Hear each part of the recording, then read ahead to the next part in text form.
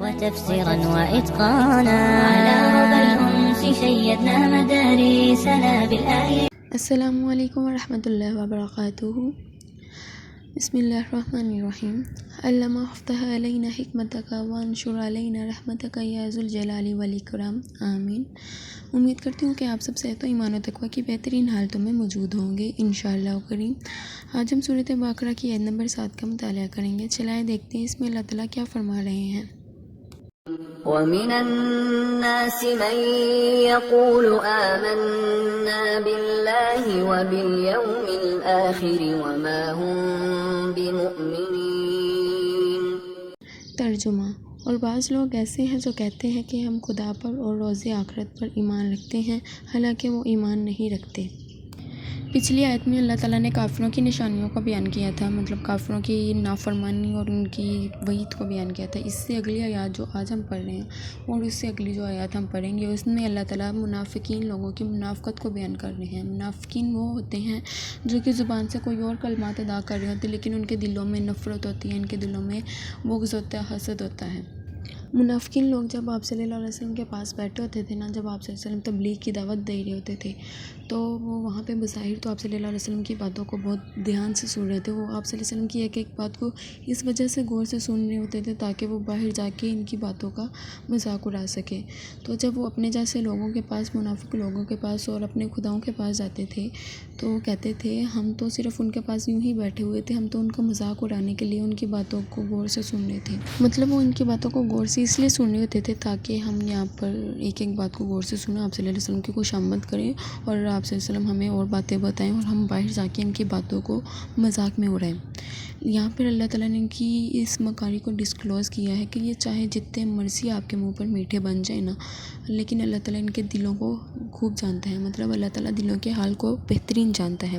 اب یہاں پر بات یہ آتی ہے کہ اللہ تعالیٰ ہم سے ان اگلے لوگوں کی، کافروں کی، منافقین کی باتوں کا کیوں ذکر کر رہے ہیں.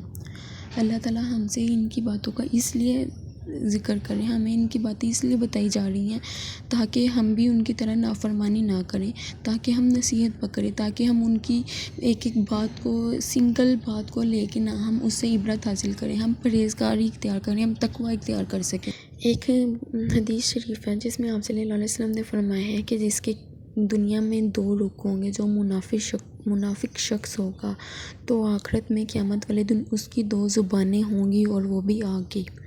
اللہ اکبر. اب اس منافقت سے ہمیں خود ہی انالیسس کرنا ہوگا کہ ہم بھی منافق ہیں یا نہیں. اگر ہم کچھ نمازیں پڑھتے ہیں اور پھر نماز چھوڑ دیتے ہیں نا تو پھر بھی ہم منافقت کر رہے ہوتے ہیں، ہم منافق ہوتے ہیں.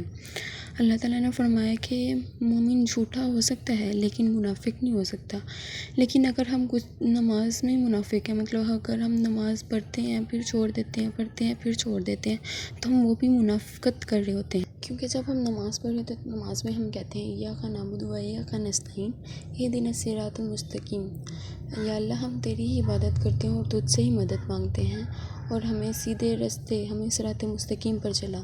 لیکن ہم کیا کرتے ہیں، نماز پڑھ لی، 1-2 پڑھ لی، پھر چھوڑ دی، پھر پڑھ لی، پھر چھوڑ دی.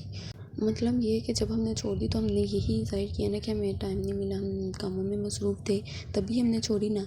تو اس سے یہ ہے کہ جب ہم نے چھوڑ دیا تو ہم نے ٹائم کو پریورٹی دی، ہم نے اپنے کاموں کو پریورٹی دی، ہم نے نماز کو، ہم نے اللہ تعالیٰ کو پریورٹی نہیں دی ہے. جبکہ ایسا نہیں ہونی چاہیے، ہمیں اللہ تعالیٰ کو زیادہ پریورٹی دینی چاہیے. ہم نے چونکہ ہم کہتے ہیں کہ اللہ ہم تیری ہی عبادت کرتے ہیں اور تجھ سے مدد مانگتے ہیں، تو جب ہم نماز پڑھتے پڑھتے چھوڑ دیتے ہیں تو اس سے یہ ظاہر ہوتا ہے کہ ہم تو منافقت کر رہے ہیں، کیونکہ ہمارے دل جو زبان سے کہہ رہے ہیں وہ ہم اس پہ پورا ہی نہیں اتر رہے ہیں. یہ منافقت کی ایک بہت بڑی نشانی ہے منافق. پھر ایک اور ہمارے ارد گرد کے ماحول میں ہم منافقت کی نشانی دیکھیں تو جہاں پر 3 لوگ اکٹھے بیٹھے ہوں گے نا تو تینوں نے آپس میں خوش آمدیں کر کے بات کر رہے ہوں گے. یہ نہیں کہ انہوں نے سیدھی بات کرنی، کیونکہ ان کے دلوں میں بغض ہے، حسد ہے، کھوٹ ہے.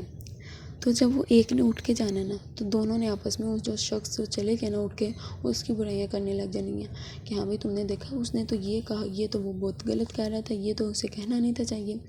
تو یہ منافقت ہے. کوشش کیجئے کہ تھوڑا خود کو اس منافقت سے دور رکھیں، کیونکہ منافقت کے بارے میں آپ صلی اللہ علیہ وسلم کی بہت سخت وعید ہے کہ اس کی آخرت میں قیامت والے دن 2 زبانیں ہوں گی عراق کی۔ واللہ خود کو بچائیے، اللہ تعالی ہم سب کو منافقت سے بچائے، آمین یا رب العالمین۔ امید کرتی ہوں کہ آپ کو آج کا اچھے سے سمجھ آ گیا ہوگا اور خود کو ان برائیوں سے دور رکھنے کی کوشش کریں گے۔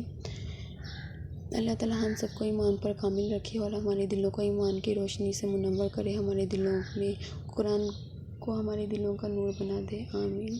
انشاءاللہ عز و جل بشرط زندگی اگلی آیت کے ساتھ پھر حاضر ہوں گی۔ اپنی دعاؤں میں بہت یاد رکھیے گا۔ تب تک کے لیے اللہ حافظ، جزاک اللہ خیر۔